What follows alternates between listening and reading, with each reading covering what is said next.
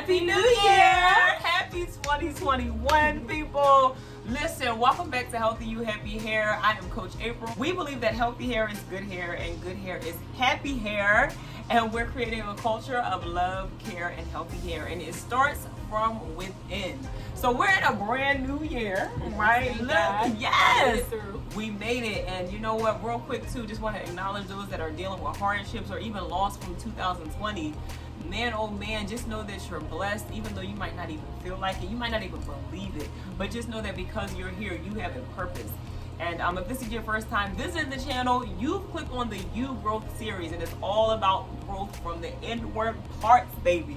We trying to grow this hair, but we trying to grow ourselves as well. So click the subscribe button if you have not already, and make sure you turn on your notifications so that you know when we have another video coming. So today on the YouGrowth Series, I got my sister back. Y'all remember her from the photo shoots? Look, she did the colorism video with me. Had a bunch of fun with that. But today we are talking about the difference between humbling yourself and shrinking back. And it is a difference. Yeah, there's a difference. It's a difference. And sometimes we don't understand that. And let me just put this disclaimer out here. We're not coming on here saying we teaching y'all because we've arrived. It's more so like we're on this journey and we want to invite you along and get some of this energy, get some of this good as we grow and as God just shows us how to be successful just with our inward lives, right? Like just with our family relationships. And then obviously that's going to reflect and bleed out into everything else that we do. So it's super exciting to watch. So, all right, let's get into this topic. I feel like this is so good. We live in a culture that is mesmerized with people being able to snap back and have a quick answer, quick response, boom, boom, boom. And while that's cool for a moment, right? Like it's pleasurable for a second, meaning that it's like, yo, that was a good one. Yeah. We end up finding ourselves not having fulfilling relationships or not being able to have functional conversations or functional interactions with people because we're so used to either doing it ourselves or so used to replaying it in our heads that we want to do the same. Mm-hmm. It's like, oh, I got something for that. Right? It's like a defense mechanism, honestly. It is. Like you keep it up. So it's like, all right, I'm ready. Right. So who wants some? Right. You know, instead of, and that's no way to have a relationship. It's not. Then taking it into your personal, like in a practical sense, because some people just like, well, God all the way up there, he got me, he know my heart. But the fruit that's manifesting in your relationships is harmful. I mean, if you like having, exchanges, some people feed off drama though. They do. Some people live for it. And this is true. This is true. But listen, we on the YouGrowth Series, right? And so hopefully you clicked on here because it's like, yo, I'm tired of that. I want to know how to upgrade my behavior, upgrade my thinking, my character. This is content that is one carrying us and being able to have fruitful marriages. I believe that is a really big key in marriage too. I like to look at my relationships, not just my marriage, but my relationships period. Like even how we interact as sisters when we don't necessarily agree, things like that will be a big indicator of how you are processing things. And if you're able to really gauge if you're humbling yourself. Right. And that's not a natural response. Like, no, it's not. No. So let's talk about shrinking back. So a matter of fact, tell them what your background. It's a psych major. So tell them a little bit about that and then get into what shrinking back culturally, like what that looks like. A punk. Can we say that? Let me grab a drink. Well, okay, so I have my master's in psychology. Yeah, there you go, talk like that. Just keeping it real. Y'all thought I was the crazy. I have my master's in psychology, I do, and there's passive, there's assertive, which is what your goal is, and then there's aggressive, and then there's passive aggressive, which is just straight up crazy. But passive, and they don't know it. Yeah, and they don't know it. Right, It's even crazier. Yeah. But passive is really just to shrink it back. We use that word, right? Fearful is the word. To talk or.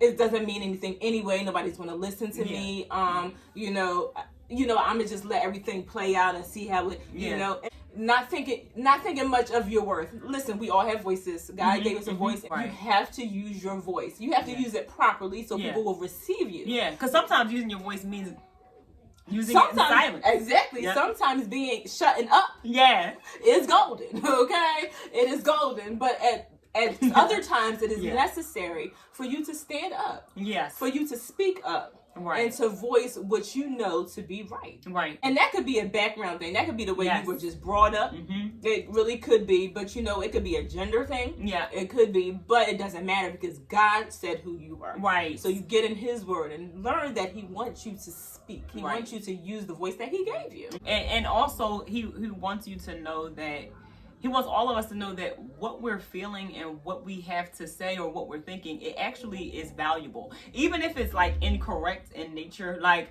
it still has value because if you speak, maybe you can be corrected in love, right? Because you got to know who to talk to and when.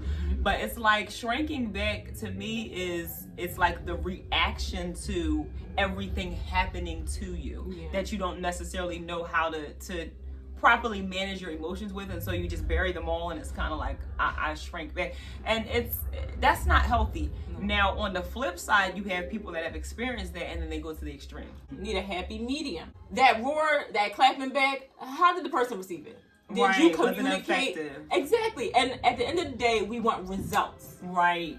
That is what we want. Yeah. We want to be able to see growth. Yeah. And how do you do that if you always coming at somebody? It can't hear. No. It can't listen. You too busy clapping. Right. You too busy clapping. You can't hear us when clapping. Oh, I got something for that. You gave me a vision. How can you see a show if you clapping the whole time? Like if you're picture yourself at like a theater or something, and the show is trying to go on, but the audience is clapping the whole time. Yeah. It's like we can't even see what could be and why we came to the situation in the first place because everybody's clapping. Would you shut up? Right. Clap when it's appropriate. Because sometimes it is. Sometimes it is. Yes. But it's not necessary all the time. Yeah. Some people do it because they're trying to make up for something.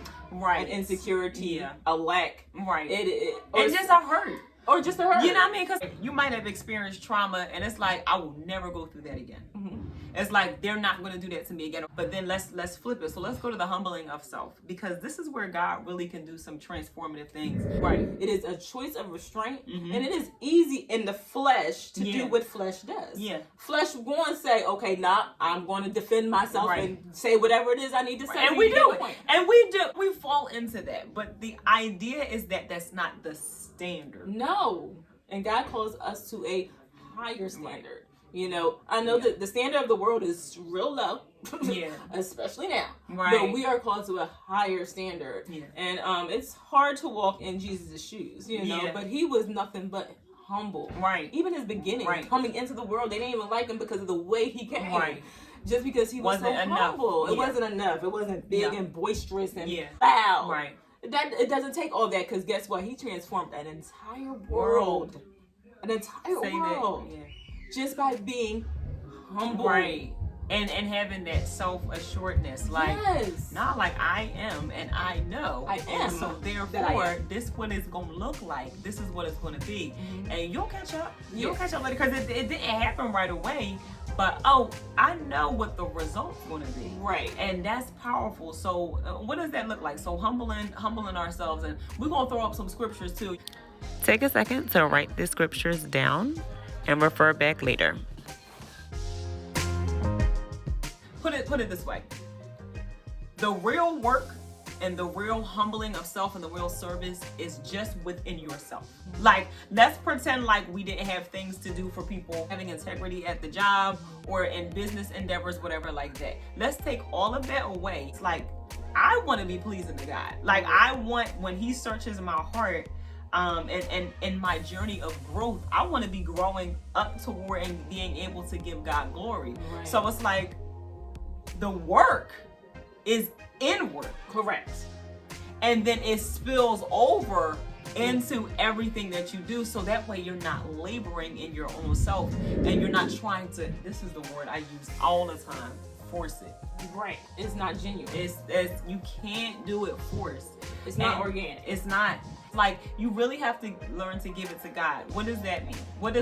Let's take a second. What does give it to God mean in a situation where I can make a decision to be loud and boisterous, prideful, let's call it what it is. I can shrink back, fearful, or I can humble myself. I'm gonna say intentional or reverential, like I'm, it's gonna give it to God. What's an indicator that you've done that? I think that an indicator that you've done that, and I think that married couples can really attest to this, is when being humble doesn't mean you're necessarily right or wrong. That's not the issue at hand here. The issue at hand is, okay, it's all about results. So with me and my husband, for example, okay, he asked me to do something. Sometimes it just gets me so angry because it's like, listen, sir, you can do this by yourself. You don't need me to.